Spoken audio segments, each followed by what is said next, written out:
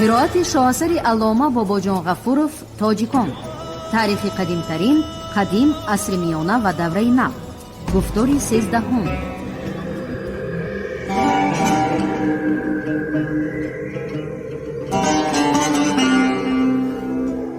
اثری تاجیکان شعله‌ای بود که به صحیفه‌های تاریک و فراموش گشته تاریخ ملت تاجیک روشنی انداخته پدیده‌های خودشناسی و افتخار ملی را تکمیل داد. پرزیدنت جمهوری تاجیکستان امام علی رحمان.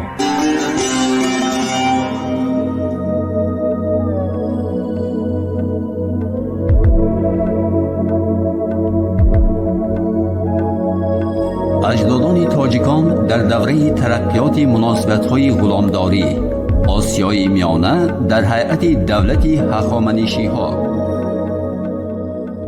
یکی از واسطه‌هایی که هخامنشی‌ها از اهالی آسیای میانه اندازهای علاوگی می‌گرفتند، بستن درخت بود.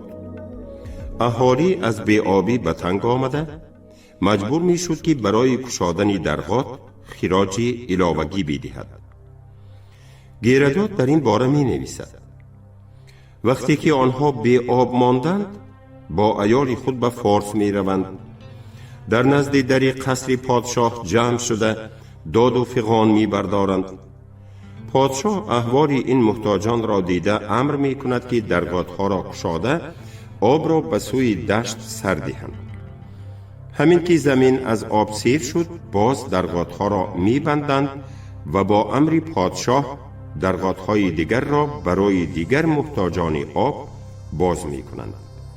از روی روایت ها به من معلوم است که پادشاه غیر از اندازهای مقرری به عوض گشادن درگاه‌ها پول بسیار می ستاند.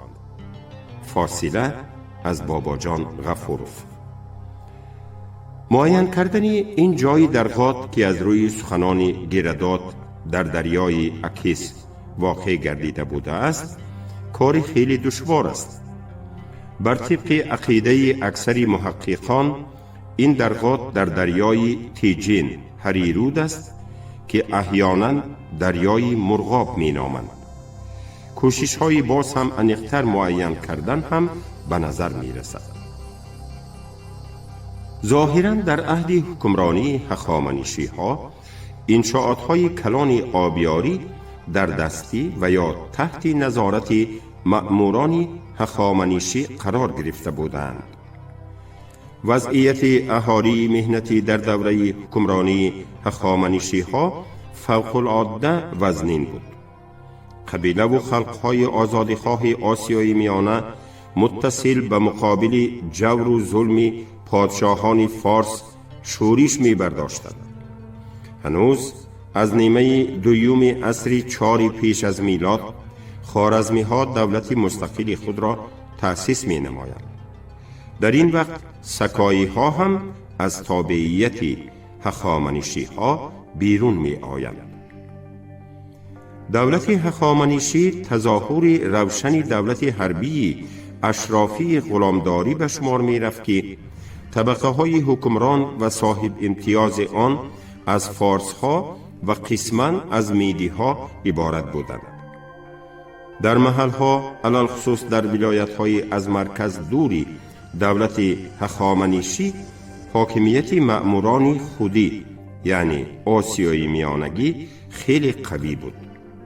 اینک هخامنشی ها و اشراف محلی یک جایه به اهالی سطرپی های آسیای میانه ظلم و ستم می کردند.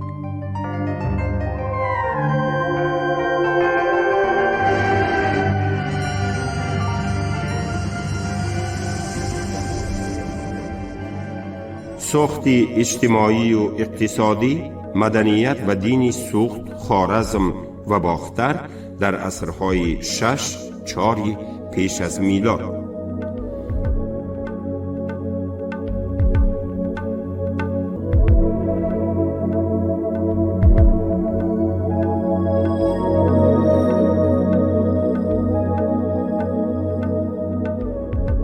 ساخت جمعیتی خلقهای شرق ایرانی آسیای میانه در دوره حکمرانی سلاله هخامنشی ها چنان که از تدقیق تمام سرچشمه های موجوده معلوم می گردد، از ساخت جمعیتی ایرانیان غربی ماهیتاً فرق می کرد.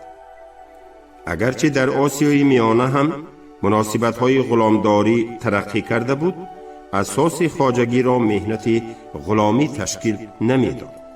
در اینجا بقیه های ساخت اولادی بیشتر محفوظ مانده، جماعت روستایی موقع افضلیت ناکی داشت. برقرار شوی حکمرانی هخامنشی ها در بابت ترقیات من بعده اجتماعی و اقتصادی آسیای میانه راه دو طرفه بازی کرد. از یک طرف به تیزتر انکشاف یافتن مناسبت های غلامداری امکانیت داده باشد، از طرف دیگر به نهایت خراب و ضعیف گردیدن اقتصادیات آورده رساند. ثروت های بسیاری آن در صورت باج و خراج و تحویل مال و اشیاء تاراج می گردید. بهترین پیشوران برای کار کردن در ساختمان قصرهای پادشاهان هخامنشی از این مملکت برده می شدند.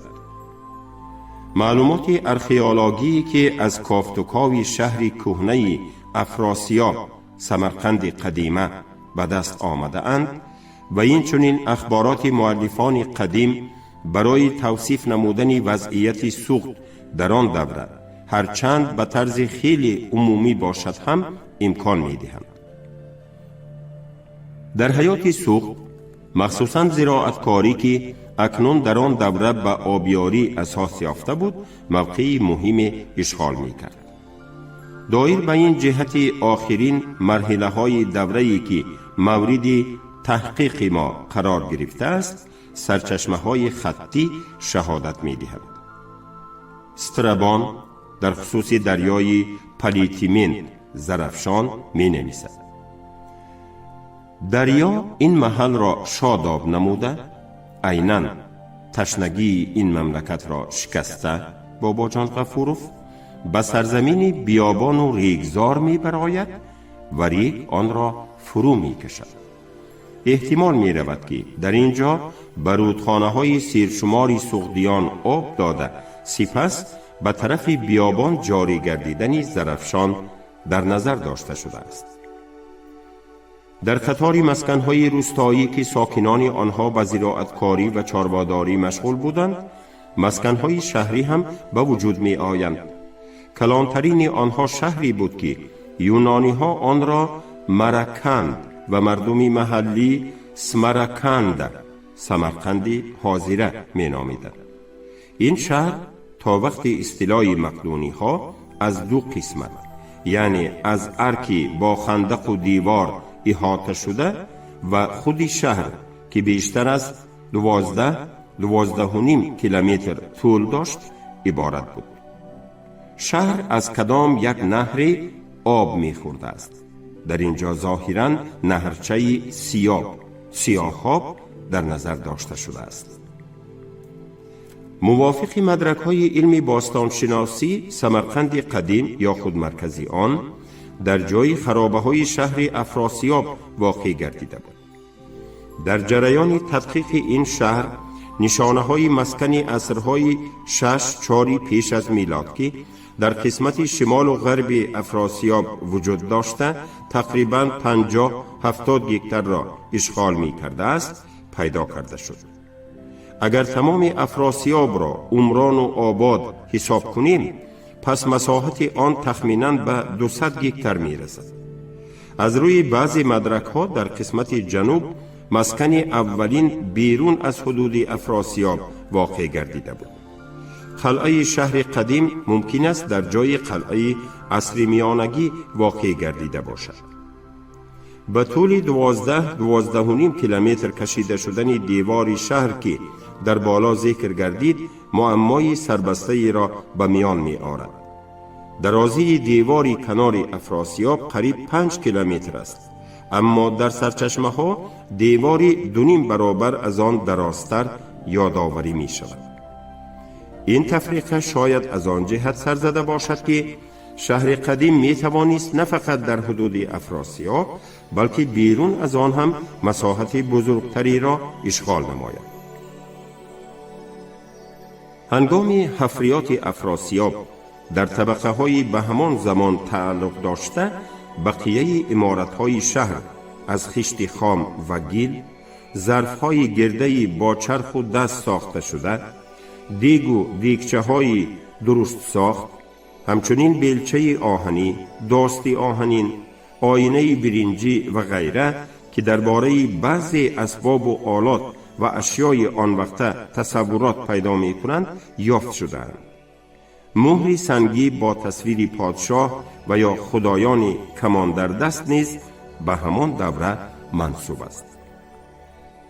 غیر از این مسکنهای شهری از مرکنده خردتر هم موجود بودند. بازار آنها مخصوصاً به واسطه مصنوعات پیشوران ماهر سوغدی دقت تاجران مملکت‌های گوناگون را به خود می‌کشید. شماره زیادی پیشوران به ساختن آلات فلوزی، تیار کردن ظرف‌ها، به بافندگی و غیره مشغول می‌شدند. اگر چند خواجگی اساساً خصوصیت ناتورالی داشت، به هر حال مبادله موجود بود. اعیان و اشراف سوخت بر اعضای عادی جماعت بیش از پیش نفوذ پیدا می‌کرد. سوغدی ها بیشتر آیین زردشتی را می‌پرستیدند. در برابر این دیگر دین و مذهب‌های از ساخت اولادی میراث مانده هم موجودیت خود را نگه می‌داشت. چه نوعی که تحقیقات اکسپدیسی خوارزم مقرر نمود، در خوارزم عصرهای 6-5 پیش از میلاد یک چند مسکنهای کلان استحکامناک اهالی نشین وجود داشتند. یکی از آنها شهرچه گزل قیر بود که نمودی 3 کنجه را داشته، به طول 1 کیلومتر کشیده می شد. محیط بیرونه این شهرچه سراسر از منزلهای دالان ماننده که برای آنها از 2.5 تا 4 متر می آمد فراهم گردیده بود. اینها منزلهای پناهگاه بودند. در میانه جای شهر بینای خیلی کلان با تالارهای فراخ و نقشهای منظم ساخته شده است. شکوه و عظمت این بینا در پیش کلبه های حقیر کناره های شهرچه یک منظره تضادی را به نظر می رسانید و از عمیق‌تر گردیدن تفریقه های اجتماعی و مال و ملکی گواهی می داد. دیگر از یادگاری های آن وقته خوارزم مسکن دینگلجی می باشد.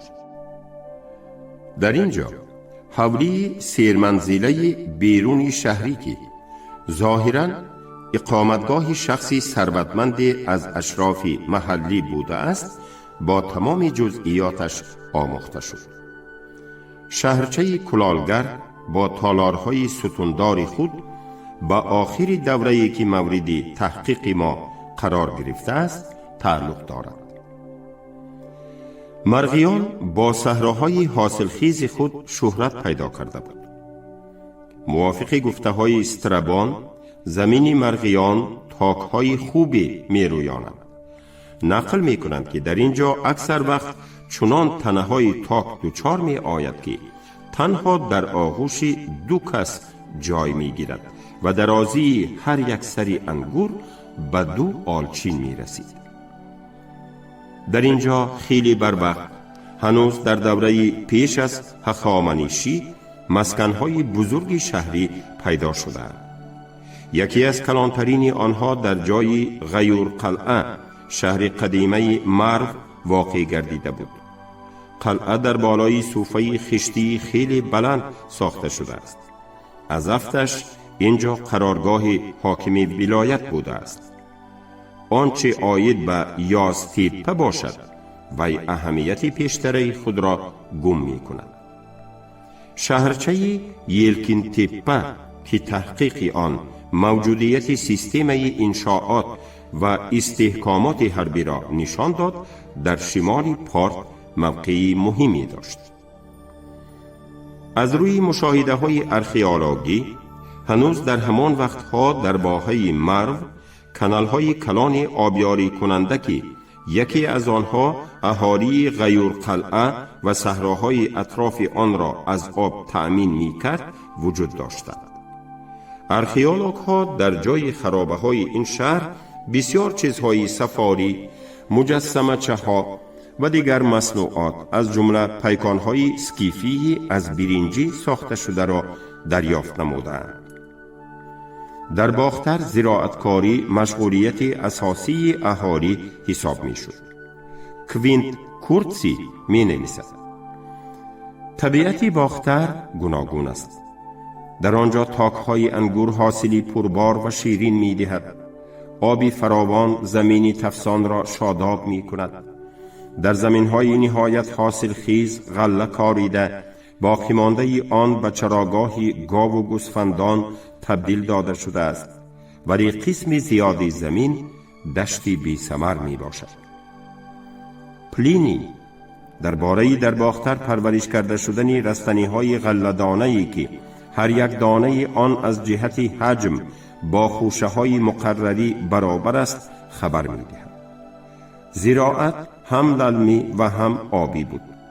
چنانچه در عصرهای 5-4 پیش از میلاد از وخش کانال کشیده بودند که تخمیناً به شاخه حاضره جویباری بالا موافقت میکرد. در منطقه آبیاری این کانال قریب 50 کیلومتر مربع زمین موجود بود.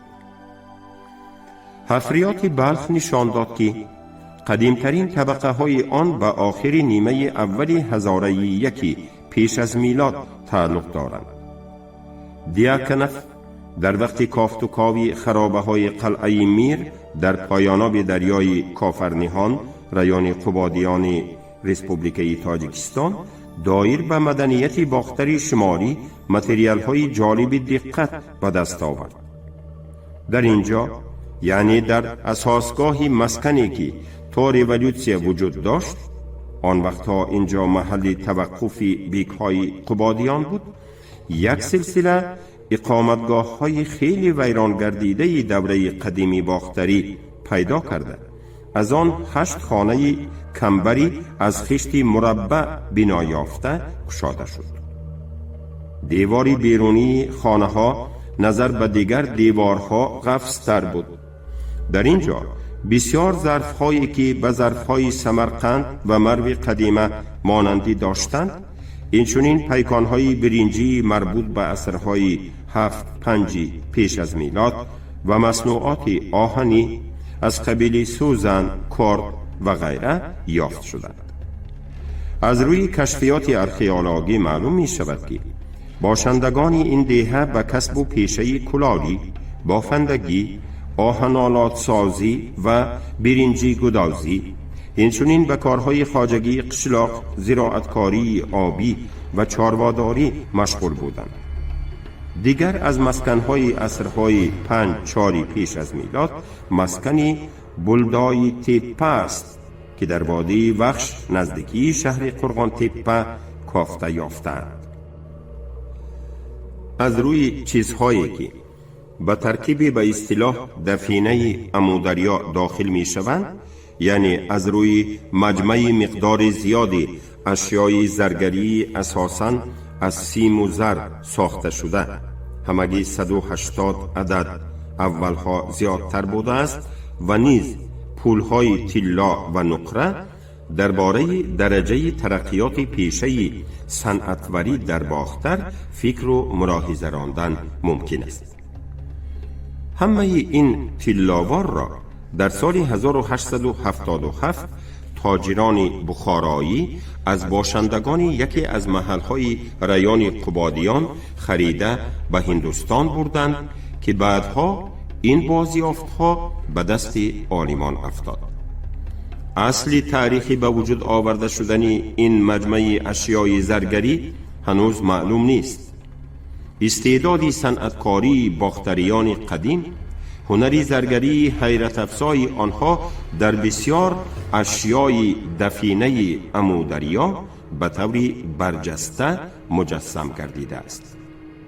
چنانچه عرابه دوچرخه جنگی طلایی، هیکلچه نقرگی آدم، صفحه طلایی که در روی آن صورت برجسته آدم کشیده شده، لباس و اسلحجات او با تمام جزئیاتش تصویر یافته است، بازوبند طلا که نوک‌های آن به شکل سری بوز زینت داده شده است، مجسمه طلایی، گوزن و بسیار چیزهای دیگری ماهرانه ساخته شده به گفته بالا دلالت می کنند.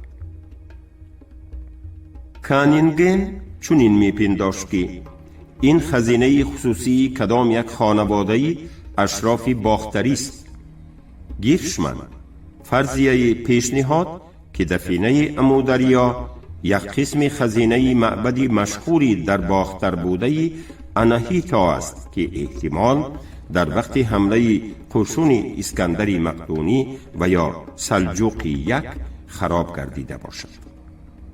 این فرضیه را برنت که ضمناً سنه دیرتری انجام تهنشست دفینه را عصر 2 پیش از میلاد پیشنهاد کرد، طرفداری نمود. در آن وقتها در قسمت شمالی تاجیکستان هم یک قطار شهرهای کلان و خرد وجود داشتند. از آن جمله شهری بود که آن را یونانی ها کیراپال می نامیدند، در ناحیه اوراتیپه حاضره. در سرزمین پهناوری که طایفه های سکایی اقامت داشتند نیز یادگاری های مختلف موجودند. در پامیر شرقی قرغان های دفنگاه کشف گردیدند. مرده را به قبرهای نچندان چقور کافته شده لحدناک دفن می کردند. بعضا جسدهای جفت گور کرده شده نیز وامی خورند. در هفترود قرغان‌های کلانی دارای خانچه‌های چوبین و در محل‌های نزد ارل بین دریاهای امو و سیر مقبره‌های کلانی مرکب ساخت اعیان و اشراف سکایی یافت شدند. در خود همین محل‌ها مسکن‌هایی را که احتمالاً به سکایی‌ها نسبت می‌دهند پیدا کردند. حفریات قبرستان سکایی ها که در پایاناب سیردریا واقعاً امکان داد که درباره ساخت اجتماعی جمعیت سکایی ها بعضی ملاحظه های مهم پیش گذاشته شود. ویشنیفسکای قبرستان اویگرک را تدقیق نموده، دقت محققان را به همین جلب نمود که خاکتپه این قبرستان های روشن به 3 گروه تقسیم می شوند و ضمناً در هر 3 گروه طرزی به همان گروه ها خاصی دفن و اسباب و اشیایی به همان گروه خاصی داخل قبرها به نظر می رسد. مثلا در قبرهای گروه شرقی در مراسم دفن آتش را بسیار کار می فرمودند و در گور زنها حتما تخت سنگ نیاز می ماندند که این گونه تخت سنگ در قبرهای دیگر گروه ها نهایت کم وامی خورند و خیلی دغل ساخته شدند. یراق و اسلحه فقط در قبرستان گروه مرکزی گذاشته شدند. دستاس فقط در گروه های قبرستان های گروه غربی و مرکزی به نظر می رسند. همه این قانونیت ها به کوزمینه امکان دادند ساخت قبرستانی اویگرک را با همان قاعده عنعنوی که جمعیت خلقهای قدیم ایرانی را به 3 طبقه تقسیم می نماید مقایسه کند. موافق این قاعده جمعیت به 3 گروه یا خود با اصطلاح بعضی محققان به 3 کسته تقسیم می شود: جنگاوران، کاهنان و اهل آزاد جماعت. قبرهای گروه مرکزی اویگرک باید از آن جنگاوران سواره باشد. قبرهای گروه غربی که ساختشان هم عادی‌تر و اشیای آنها نیز کمتر است باید از آن اهل زراعتکاری جماعت و کاسبان باشد. قبرهای گروه شرقی به آنهای تعلق دارند که وظیفه کاهنی را ادا می کردند. تصدیق به این 3 گروه تقسیم شدن جمعیت سکایی ها را احتمال از اثرهای مورخان انتیقه دریافته می توانیم که آنها مردمان این ناحیه را به قلم دادند. مثلا پلینی کلانی مردمان ساکن ناحیه های شمالی آسیای میانه را ذکر کرده، از جمله آنها کتیرها و ایوختها را نام می برد. از افتکار این نام ها نام همان کترها و اوختها می باشد که موافق معلومات گیرداد نام اولاد سکیف های یوروپا را افاده می نماید و این سکیف ها از دو برادران افسانوی که سر اولاد تمام سکیف ها به شمار می روند پیدا شده بودند. اولاد سیوم سکیف ها که از برادر خوردی پیدا شده بودند پرلت ها نام داشتند.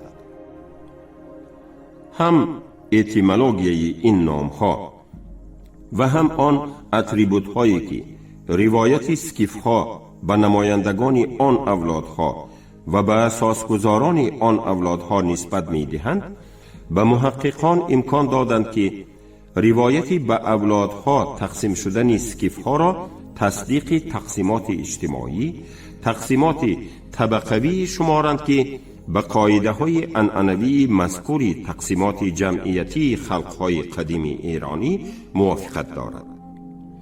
عمومیتی که در وقت سکیف های یوروپا را تصویر کردن گیرداد و قوم های به آنها نزدیکی سکایی آسیای میانه را تصویر کردن پلینی به نظر می رسد، به ما امکان می دهد دعوا کنیم که عنعنه روایت سکیف ها هم به خود آنها نسبت دارد و هم به سکایی ها. این دعوای ما را تدقیق ساخت قبرستان اویگرک هم تصدیق می کند. خودی همین عمومیت و هیچ نباشد قرابت سکیف های ناحیه های نزد بحر سیاه و سکایی های آسیای میانه را از روی آن اتریبوت های هم دیدن ممکن است که نشانی رمزی نمایندگان این یا آن گروه اجتماعی می باشد.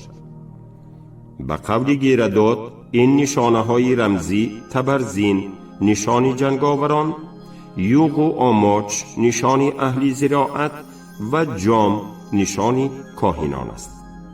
این چیزها موافق روایت اسکیف ها از آسمان افتیده بودند. دیگر مورخ دنیای قدیم کوین کورتسی روف چند اشیا را نام میبرد که سکایی ها آنها را چون چیزهای خدا فرستاده پرستش میکردند. این چیزها نیزه و تیر برای دفع دشمن، یوغ و آماچ برای بهره برداری از زمین و جام برای ادای عبادت بودند. محض همین جهت مسئله، یعنی ذکری برای کدام کار در کار بودن این چیزها روشن نشان می دهد که آنها در جمعیت سکایی ها پیش از همه نشانی رمزی گروه های گوناگون اجتماعی بودند. به استثنایی به جای تبرزین نام بردن نیزه و تیر، این نشانه های رمزی هم سکیف ها و سکایی ها عیناً یک خیلند.